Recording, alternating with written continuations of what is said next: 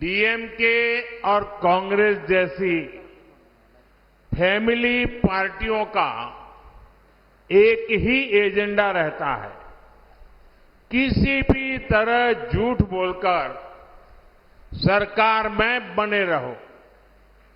कांग्रेस ने इतने दशकों तक गरीबी हटाओ का नारा दिया, लेकिन गरीबी नहीं हटी। ये एनडीए सरकार है जिसने 25 करोड़ लोगों को गरीबी से बाहर निकाला है। நண்பர்களே, இந்த திமுக காங்கிரஸ் ஆகிய இந்த வம்சாவளி பரம்பரை கட்சி எல்லாம் இருக்கு பாருங்க, இவங்களுக்கு ஒரே ஒரு குறிக்கோள் தான் இருக்கு. எப்படியாவது பொய் சொல்லி மக்களை ஏமாத்தி தொடர்ந்து நம்ம ஆட்சியில இருக்கணுங்கிறது மட்டும்தான் அவங்களோட ஒரே குறிக்கோள். இப்படி பல தலைமுறைகளாக ஆட்சியில இருந்த இவங்க அடிக்கடி சொல்றது என்ன தெரியுங்களா? வறுமையை ஒழிப்போம், வறுமையை ஒழிப்போம்னு சொல்லுவாங்க. ஆனா அவங்க இத்தனை காலம் ஆட்சி செய்தும் நாட்டிலிருந்து வறுமை நீங்கவில்லை.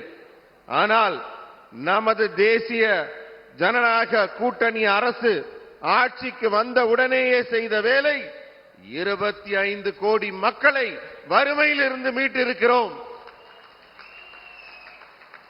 कांग्रेस डीएमके के इंडी अलायंस ने दशकों तक एससी, एसटी, ओबीसी समाज के करोड़ों लोगों को मकान, बिजली, पानी के लिए तरसा कर रखा, क्योंकि इनकी सोच थी कि सबको मकान, बिजली नहीं मिल सकता।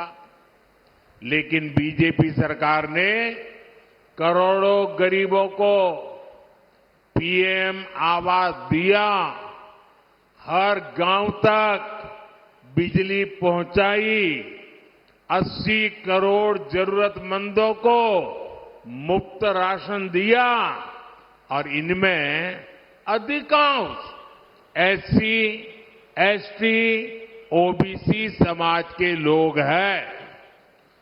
நண்பர்களே, இந்த காங்கிரஸ் திமுகவோட இந்தி கூட்டணி இருக்கு பாருங்க, இவங்க பல தலைமுறைகளாக ஆட்சியில தொடர்ந்து இருந்துகிட்டே இருக்காங்க.